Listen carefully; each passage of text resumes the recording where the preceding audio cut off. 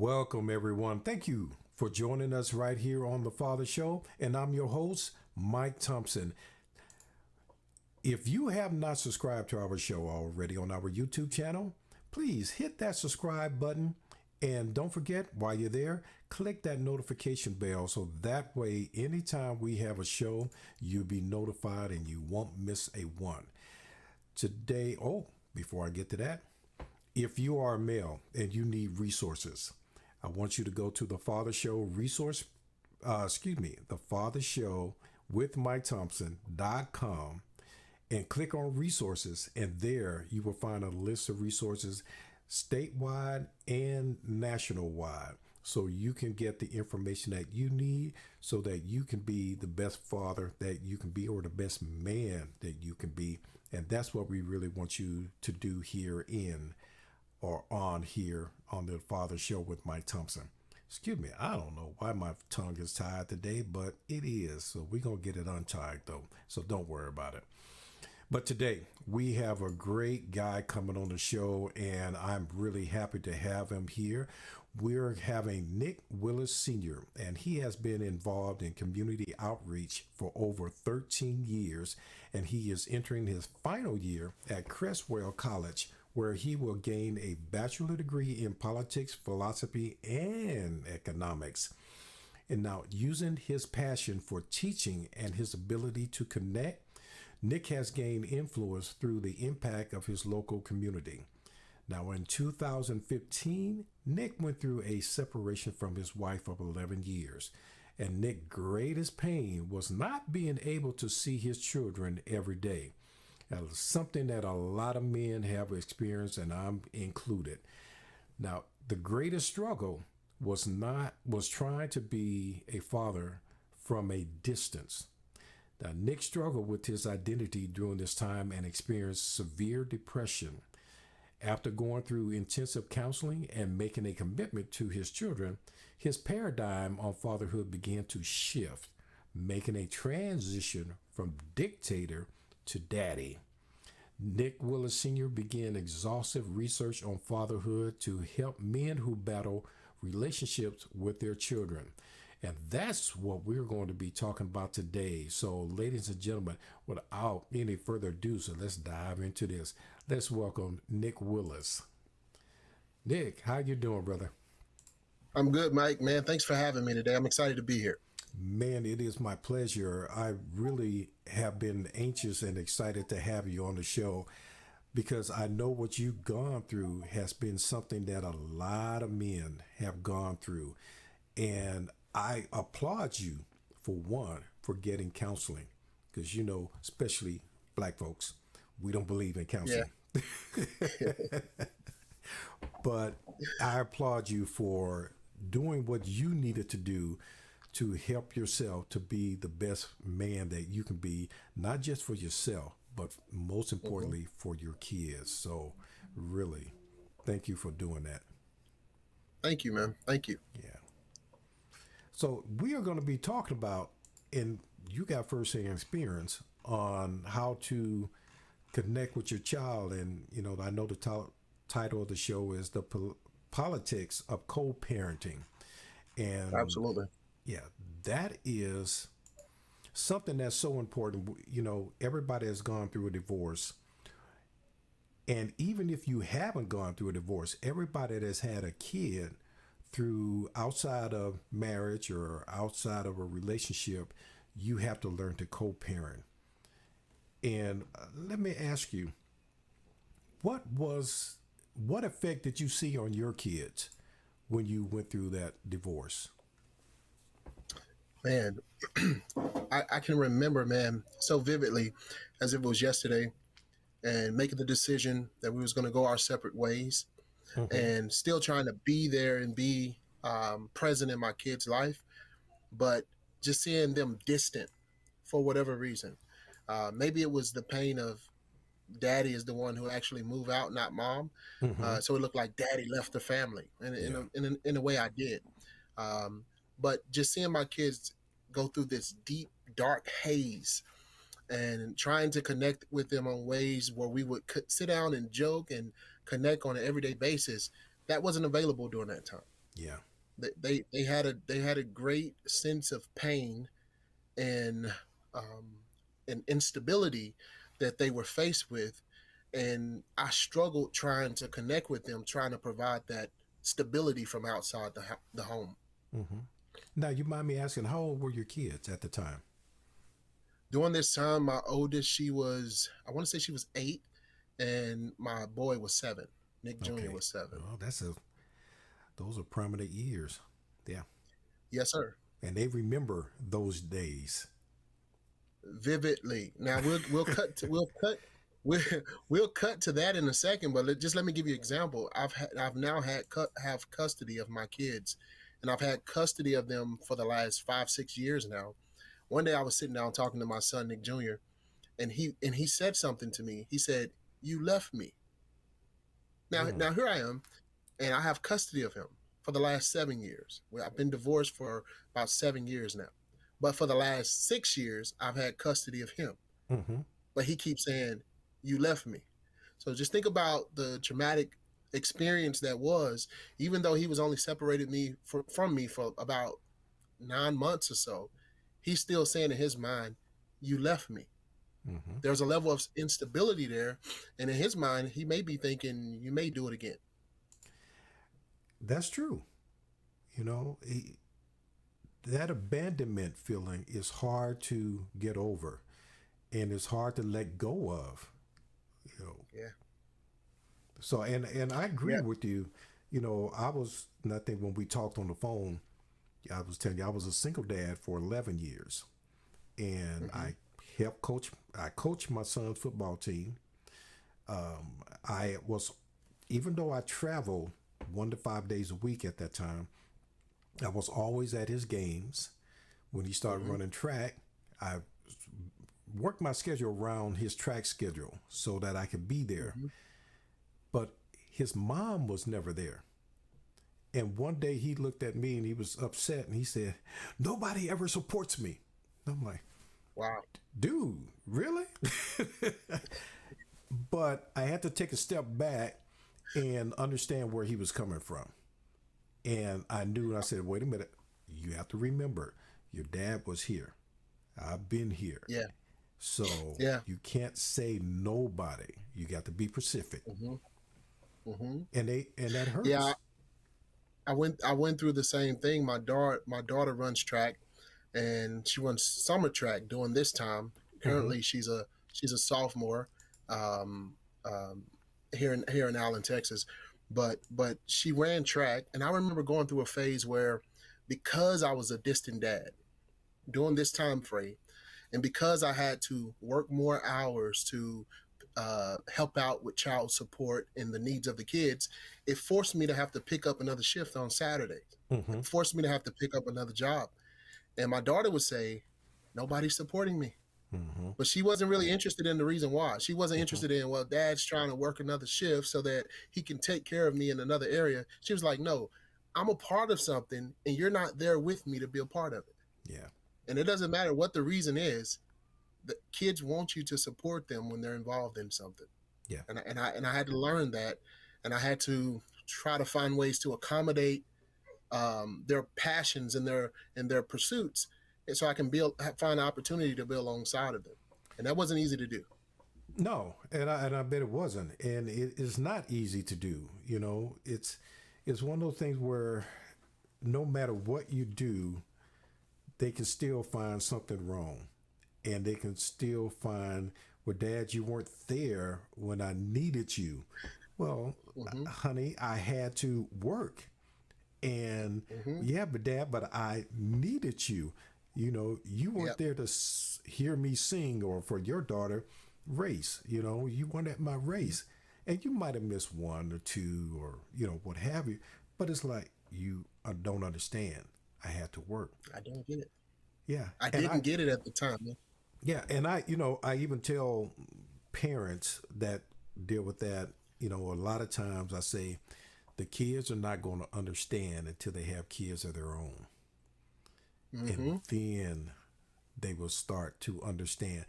And that's a hard thing for a parent to have to sit back and wait for. You got to sit Yes, back and man. wait and say, okay, wait, when they gonna understand? When they gonna figure it out? Well, It may take a while. it may take a while, Absolutely. and there's gonna be a lot of bumps in between that time. Most definitely, man. Yeah. Most definitely. And So that was one thing I'm sorry, go ahead. no, Go ahead. go I don't ahead. want to jump the gun. No, go ahead. Well, that was one of the things that was really important during this transition, because my ex-wife and I, we were politicking. Mm-hmm. We were politicking, and usually when somebody politic, you politic for position. Mm-hmm. You politic because you want to be seen as if your way is the way to go.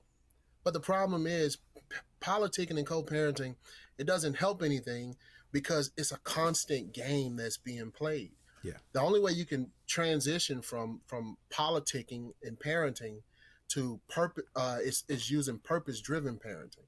So we Mm-hmm. had to find something that was bigger than ourselves, bigger than my stance, bigger than my position, and we had to sit down and have a conversation about that. Whatever that thing is. At one point, this person, she's not always the worst person in the world, as some fathers may try to get you to understand. Sometimes she may be, but Mm-hmm. in my case, she wasn't. She Mm-hmm. was still human as ever before, and I had to find a way to connect with her humanity and allow her to connect with my humanity, for the benefit of our children. Now, how do y'all come to make that transition so that you could do that? Well, for us, it was our faith, man. It was our faith was a big part of our relationship. It was a big part of our marriage. The truth is, without it, we probably would have got a divorce a long time ago.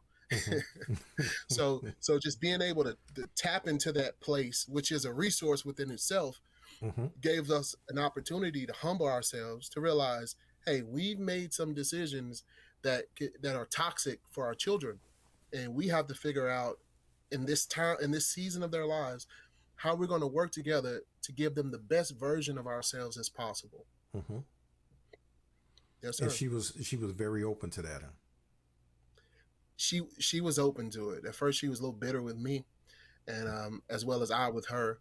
Yeah. But after a while, when you see your kids hurting, and you sit down and have a real conversation about that, it was on a few occasions where we picked up the phone, and we had friends who used to live in Texas who had moved to Virginia for ministry, and we picked up the phone and we put them on three way, and we had a real raw conversation with them. We argued with each other in front of them.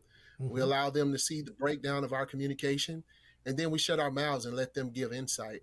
And we humbled ourselves, and we saw ourselves, and that gave us the opportunity to have a starting point to work together. So you guys had a little mediation in a sort. Had to have it, man. Yeah. If we did not have mediation, then we would have derailed the success of our kids. Where our kids are now, and we still, they're kids. They still have a long way to go, but we would have derailed the progress that we've seen over the last few years, just because of our stubbornness and our lack of purpose in interacting with one another. When we inter when we interact with each other, we understand that it's a purpose behind it. Mm-hmm. It's a purpose behind it. Now, would you say that would be the reason it'd be a man should attempt to work on someone that's or work with someone that is difficult to get along with? Really? I think every man should. You gotta understand, this is a person at one point in your life you thought the world of, right? If not, you thought enough of to be in a relationship with them to Mm-hmm. bring forth kids. Mm-hmm. But what happens sometimes is when our hearts are broken and the emotional component kicks in, emotional dynamic kicks in, it puts us in a position where we we um, we get very reactive. We get very reactive, and we try to understand life by virtue of our pain. But Yeah. you got to understand, life is always bigger than your pain. Your kids are coming behind you, and you don't want to be a trailblazer towards toxicity. You don't want to pave a road to brokenness. You want to pave the road to wholeness. And it takes a lot of reflection. It takes a lot of You have to take responsibility for where you went wrong in the relationship. Mm-hmm. You may even have to verbalize and give an apology about the things that you did. I Mm-hmm. talk to a lot of guys, and often a lot of people like to talk about what the other person did wrong. This person, they talk to me this way or they talk to me that way. I understand sometimes when you are in unhealthy relationships, a lot of different types of abuse are present, such as emotional abuse, and in some cases, physical abuse. Right. So, by any means, am I saying look over abuse for the sake of trying to make something happen? Sometimes you may need to get a mediator, um, although sometimes they may be hard to find.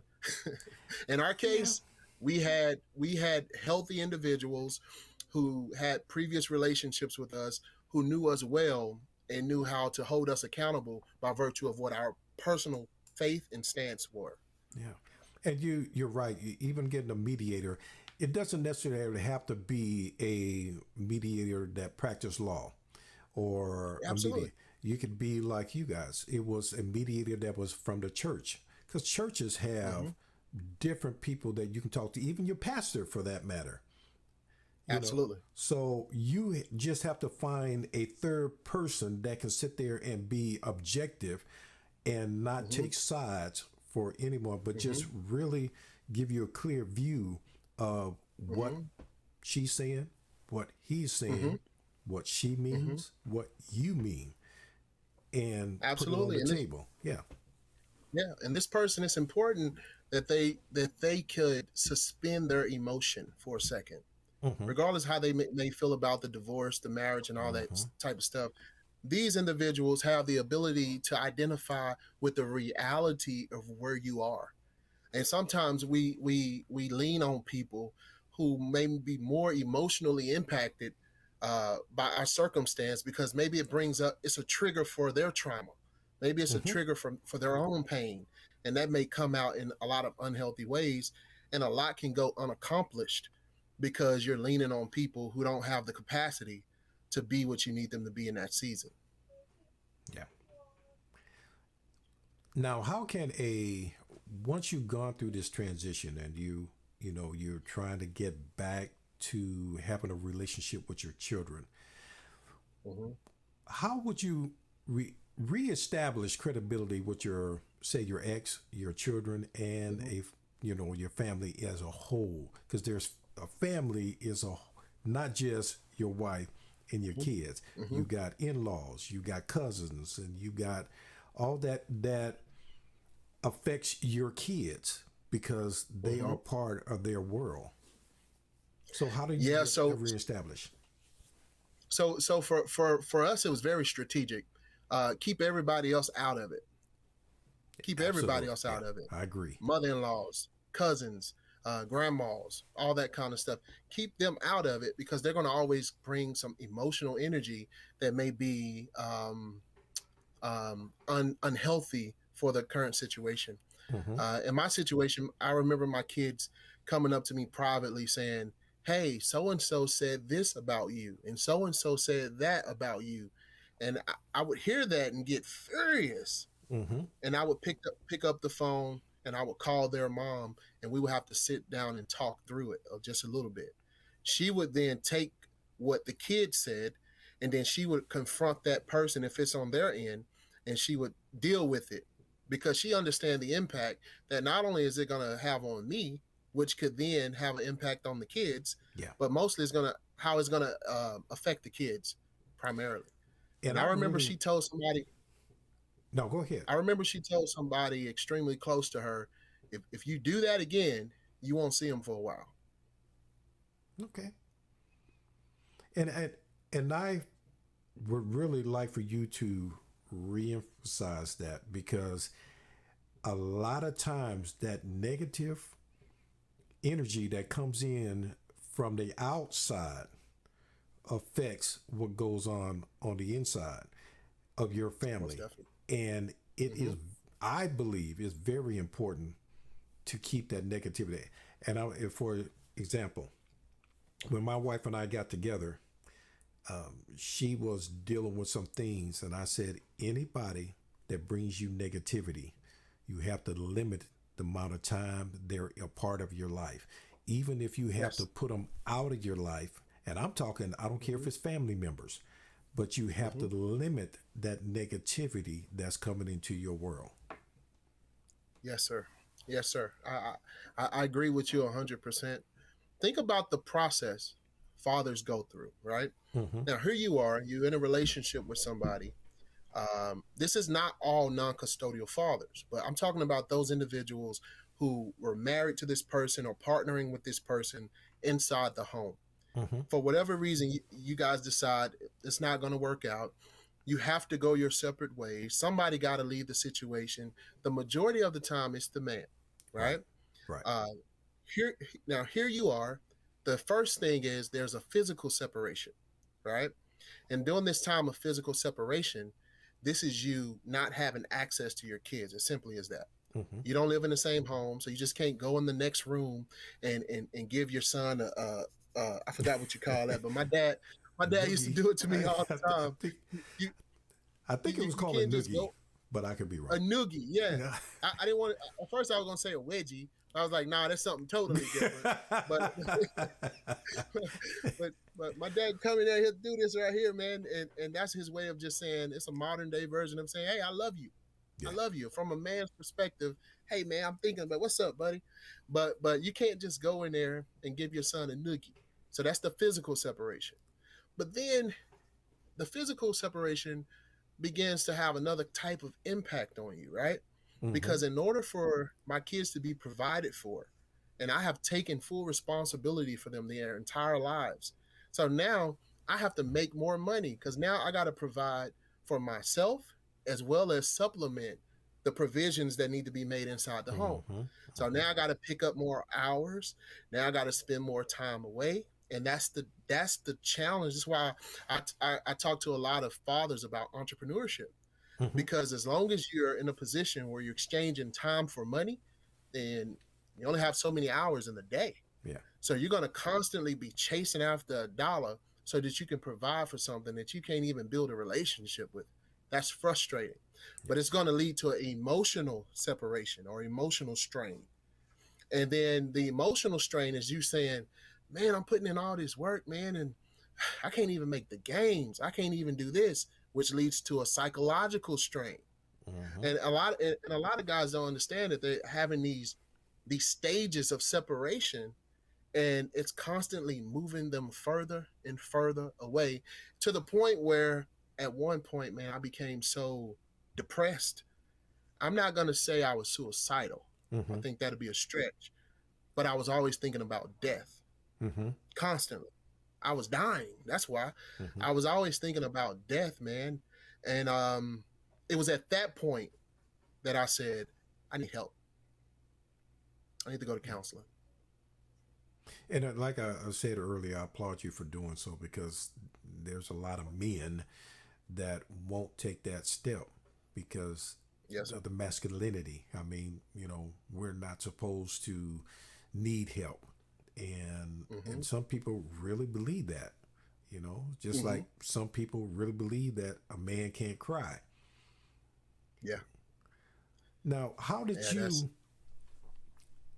I really want mothers to understand. You mentioned something that you had to take on extra work, and which mm-hmm. inadvertently made you spend less time with your kids. Yes. So I want a lot of mothers to understand this because the anger has got to be put aside because Mm-hmm. you looking at saying that what I want to hurt him and I want Mm-hmm. him to work his butt off and supply me with what I need, but you're forgetting about the little ones, the one that matters Yes. the most, the one that you're supposed to love the most, the one that you're Mm-hmm. supposed to be looking out for the most. Would you suggest that, like you said, you left? I did the same thing. I left. Mm-hmm. Wouldn't you say that it would be a good thing that even though the father left, he gets to spend as much time as possible with the kids so they don't feel, like you mentioned earlier, they don't feel abandoned? Most definitely. And there's multiple reasons why I believe that father should spend a great deal of time with his kids, even though he may leave a certain situation. And one of them is because as wonderful as moms are, they're human and they get exhausted. Mm-hmm. Now, here's the question. Now, if a mom is exhausted, right, Mm-hmm. and she's not accommodating maybe the schedule of dad, the question becomes, what is she going to supplement his absence with? And a lot of times she don't supplement his absence with anything. Mm-hmm. Leave the kids to themselves, let them fend for themselves, could be one thing. Another option is, let me take the kids to the friend's home, and who's to say what's going on over there? Mm-hmm. Another option is, I'll take the kids to my mom's house, and again, there's no telling what's going on over there. Or But say it. regardless of, yeah, so regardless of what's going on in that situation, the kid has a void in his heart, and the void is for the father. Mm-hmm. So why don't you fill the void with what's needed instead of trying to supplement it for something else? Yeah. And a lot of times we hear stuff like this. Well, he too busy doing his own thing, or he's too busy this, or he's too busy that. Now, here's one thing I know from experience, from working with men up close and personal. If a man is missing from his child's life, there's some real issues going on with that man. Mm-hmm. Some real issues going on with him. Now, I'm not saying sweep his behavior under a rug. I'm saying, I'm saying, what other men in that person's life could you call on in order to redirect his heart back to his kids? Mm-hmm. Because it got to be somebody there. And here's why I say that, because we talk about masculinity. So I want to give you 4 stages of masculinity, right? Okay. The first stage of masculinity is called malehood. Mm-hmm. Malehood says, malehood asks a question. It says, what is my design? Now, to better understand your design, there's the second level of masculinity called brotherhood. This is why a lot of young men, when they join sports teams, they learn how to become better and push themselves and learn that they could be more performance wise because they're around a community of people that's like minded. So you Mm-hmm. got malehood, brotherhood, right? Brotherhood said, well, who's like me? Is there anybody like me? Where's my community? Now, after brotherhood is something else called manhood. And manhood asks the question, well, what's my purpose? So brotherhood is more of a general, who's like me. Manhood is more specific, what's my purpose? But even when you're pursuing your own purpose, it's important that you still keep the sense of community with other brothers. At first, the community that you hung around with, they was just males. They was just part of a team, maybe. Now, when you get a little older and you start to get a sense of purpose, maybe your community might change, and you may say, well, what are you doing with your life? So you see your friends start to change a little bit. Mm-hmm. So as a man, the question is, what's my purpose? The next thing is fatherhood. And fatherhood says, well, who am I leading? And notice that each stage of masculinity comes with its own community. So it's not like brotherhood was once important to me, now it's not important to me at all. No, as a No. man, I need community. As a father, I need community. Even as a husband, I need community to help me be better at what my responsibilities are. Mm-hmm. And what's happening is we live in a society where we have people who are experiencing malehood and they go all the way to fatherhood without even understanding this sense of community, understanding what it means to be a man and what it means to be a father or a husband. So I go from a male to a father. Yeah. What can I do with that? Nothing. So this sense of community, when a man loses himself, it's important for those individuals who are a part of his life, who's been privileged to walk alongside of him, to grab him by his heart and say, come here, bruh.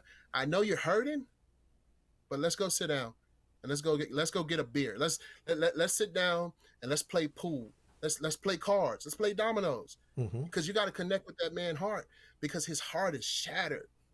And as long as you keep trying to talk to a man about what his responsibility should be and how he should be behaving himself, but you never reach his heart, that man's not going to give you the response that he need to give you. Yeah. A lot of men need to be pursued. A lot of men need to be restored by other men. Mm-hmm. And so it is with fathers. And you're right. And one reason we do this show, and one reason I wanted to have you on here, because sometimes men feel like they're on an island all by themselves.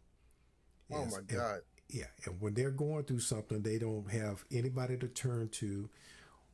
What even made me start this whole program was, I've had a lot of men that have gone through different things, and they come to me and they say, I don't know where to turn. I don't have anybody to talk to. I don't know what to do. And I know, when I went through it, I ended up having my kids. So it was a little different. My focus was on my kids and making sure they had the best. But as I told you, I've been married twice. Now, in the first one, that one was nasty. Now, I mean, it was nasty. And my daughter today is 32, and I still see the effect it had on her today. Yes. And so we have to understand, the fathers have to get the help they need, talk to somebody that they can really sit down and talk to. And as you mentioned, which I think is a great idea, is that somebody has to get to their heart. Yeah, man. Get deep within them so they can open up. And if you have somebody like that, that's fantastic. But you still got to make sure you got the right person, as we were talking about. Yeah, that's like with mediation. Yeah, that's really important to go through a process of being selective of who you get to mentor you and be a part of your process.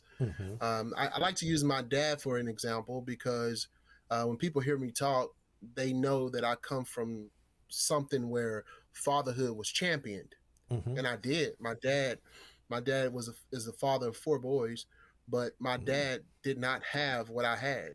He didn't have a father. My dad didn't meet his dad until he was 28 years old. Wow. My dad turned 18 in prison. Wow. My dad was in all kinds of trouble. 12 brothers and sisters, uncles, getting into all kind of stuff. I don't really have any good examples of what it means to be a man. But one day, my dad tells us this story, and this is where it takes me. He tells us the story of how he tried the whole church thing, and he couldn't really vibe with it. So he was constantly in and out. He felt out of place. So the church that he was going to, one day somebody saw him go inside of a dope house, and he was in there doping it up. Heroin was his struggle, and somebody called the pastor of the church, and they said, "Hey, I seen so and so go inside that house." And next thing you know, the pastor of the church came and knocked on the door of a dope house. Good. That says something about, number one, the heart that this man had for other men. Because the society that we live in today, most men be like, man, if he choose to do that, man, that's him. That wasn't his heart. That wasn't his attitude. He had a sense of compassion, a sense of purpose behind his pursuit for other men, because he saw something in those men that they probably didn't see in themselves. Now, here's the kicker. Over the next 40 years, my dad set up under his leadership, and he taught my dad how to be a man, how to be a leader. And my dad eventually became a preacher. He's a preacher now. Really? I say all that to say, you don't know how valuable these men are that's walking around with this kind of pain in their hearts. The behavior is only communication about pain that's present.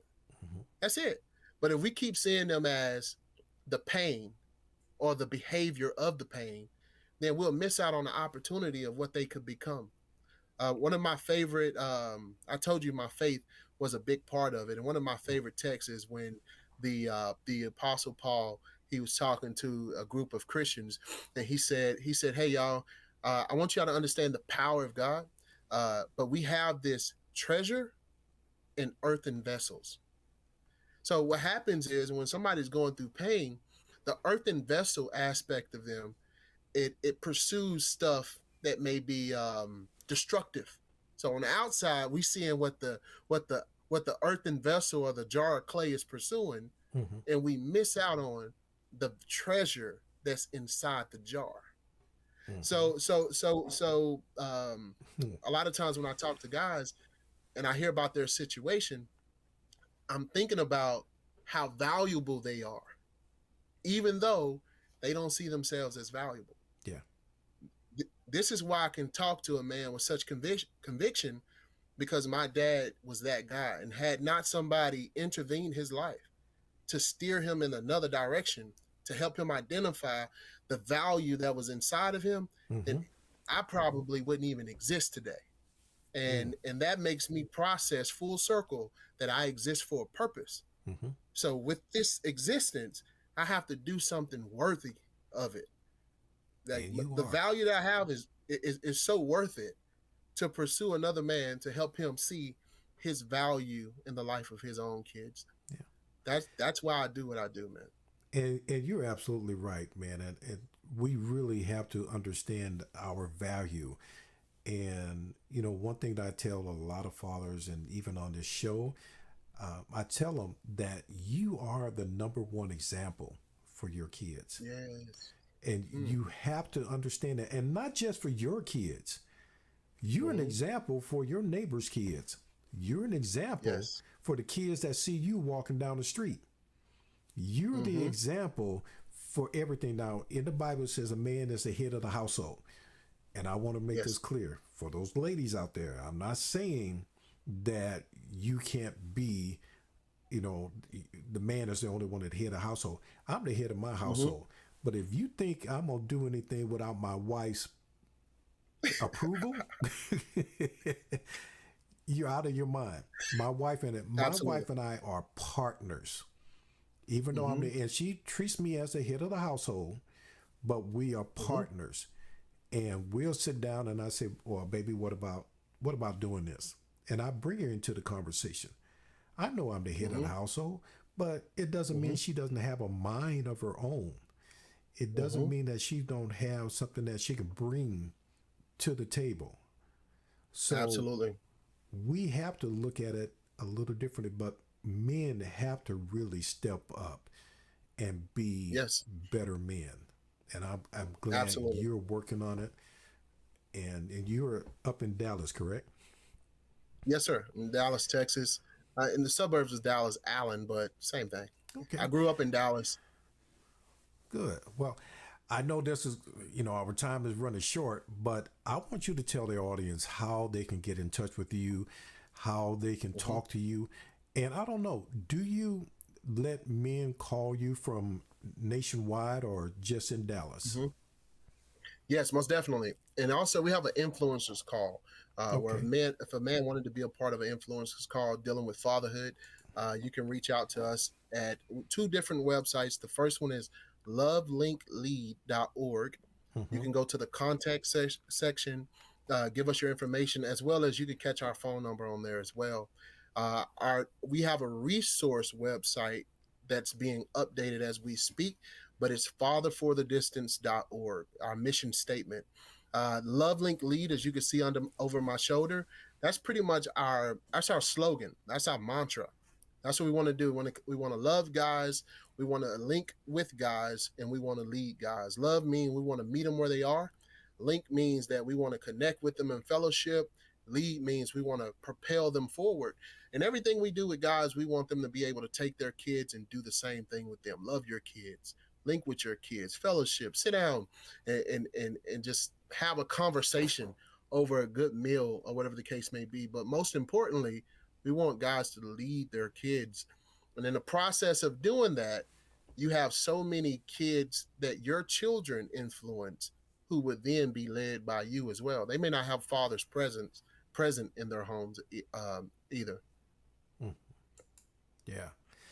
And that's a big thing. I mean, to be able to get in touch with you, and I'm really, really, really hoping that men reach out to you and talk with you, because what you said here on the show has been so powerful, and I Yes, sir. really want men to hear what you've said, and I want women to hear what you've said as well, because like for you and your wife, y'all had to come together, Mm-hmm. and you had to bring a third party in to help you Mm-hmm. come together, but you Mm-hmm. still came together for the betterment of your child. And Right. And let that's and it. let me not sell a fantasy. It's still hard work Yeah. to not be in a relationship with somebody, but you got to sit up here and still go through these tug of wars to try to get to the heart of a matter for the for the benefit of your children. Hmm. It's hard work. Yeah. It's hard work. And I'm gonna tell And you, you say you're not in a relationship, but you're always in a relationship. When yeah, once you you've just had a don't want to call it child, that. But yep. yeah, yeah. Once you've had a child with somebody, you're in a relationship for the rest of your life. Not just till the Yeah. 18, for the rest of your Hmm. life. Hmm. Yeah. Yeah, I definitely agree with that, man. And it could be healthy, or you could strive towards being healthy, or it could just be poor and you could be satisfied with it or content. Yeah. But at the end of the day, I got one more thing to say to you got me preaching now. I got one more thing to say. I got one more thing to say, and that's simply this: with all your don't wait till you fix it, right? I gotta fix this before I could do that. I gotta do this. Start where you are. Build a relationship with your kids. If it's nothing but if it's nothing but you expressing to them how you got to where you are, that's a very big component to them understanding more who you are. That helps you build credibility. That helps you to gain position, to have an influence on them. And at the end of the day, with all your problems, man, you're gonna have them problems for the rest of your life. Now, what you need to go with the problem is resources and tools to help you overcome the problem. You're not gonna overcome the problem without resources and tools. So I still have a lot of problems. I still got stuff I deal with. I still have ways where I have healthy unhealthy parenting habits, but I also have tools to help me overcome those things. Yeah. And I know, even though, like I mentioned, my daughter's 32, her mother and I really had a battle going on. And Mm-hmm. it took some doing. It really did, to put the feelings I had inside away so that I could still deal with her for the betterment of my child. Because, I mean, this is a woman that literally, I don't use the word hate, but boy, that H and the A were there. It was capitalized, huh? Oh, it was capitalized. But because I went through heck, and the crazy part of it is, she sent me through heck. But what really irked me the most was watching my daughter go through it, and knowing that my daughter was going through it. And Mm-hmm. for those men out there that are dealing with those kind of issues, you have to get a hold of somebody. Call Nick.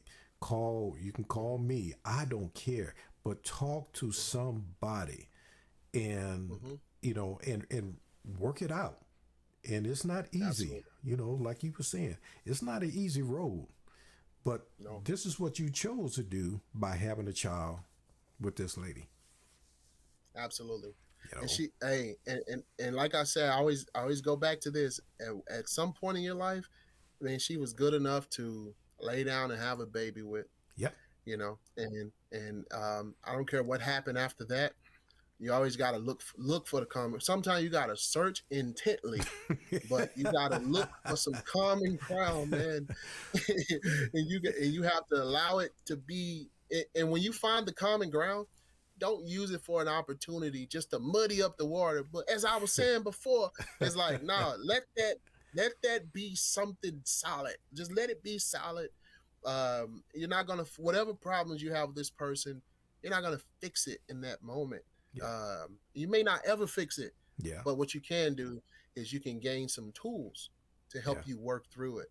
I'm a big advocate for tools, man. I Okay. need some tools. Man, Nick, I'm gonna tell you, and you do. You like you said, you have the resources on your website. Yes, We sir. have resources on our website, and I hope to get you on our website because you're definitely a Yes, sir. resource I'd like for us to have, and we need it. And for Yes, us, sir.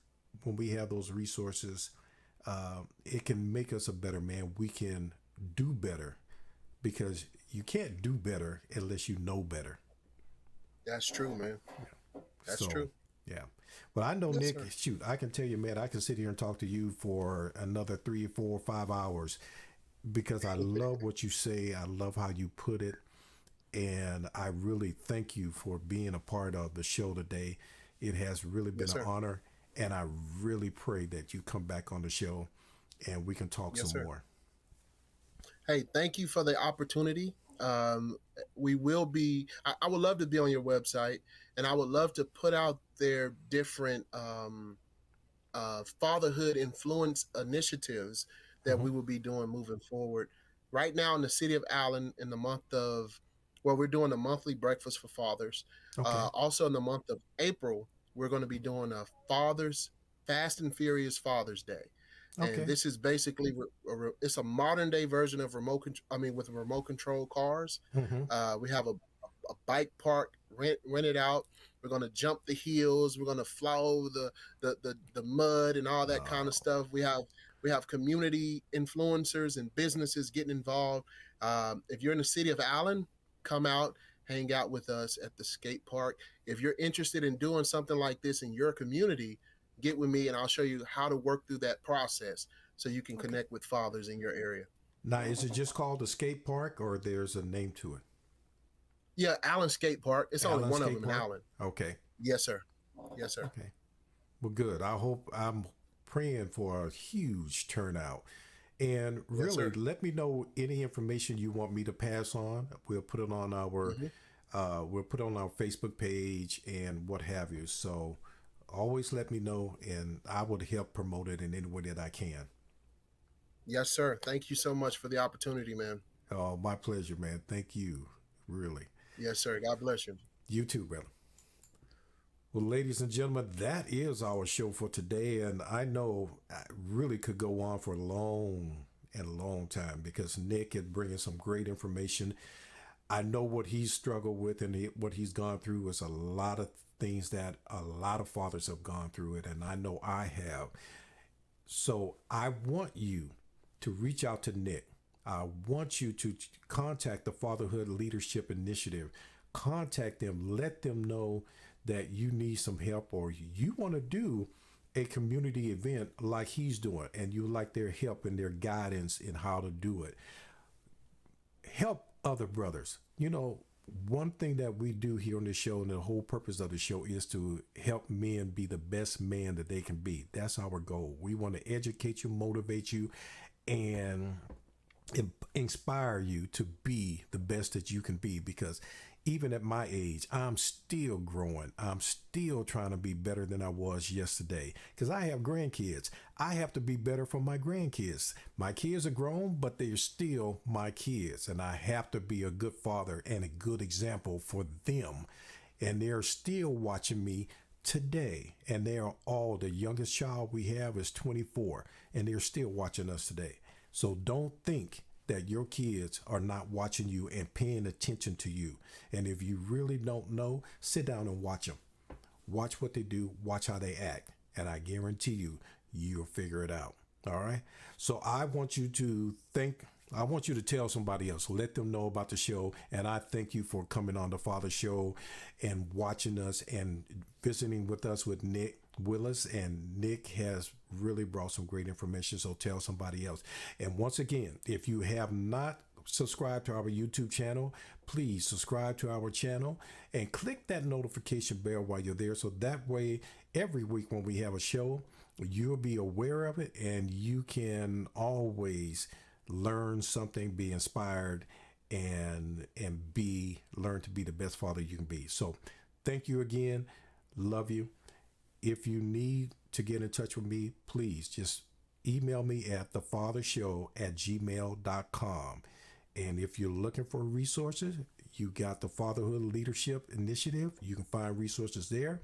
You can also find resources on the Father Show with Thompson.com, and just click on resources and you'll find them there as well. And we're adding resources all the time and growing it all the time. So, all right.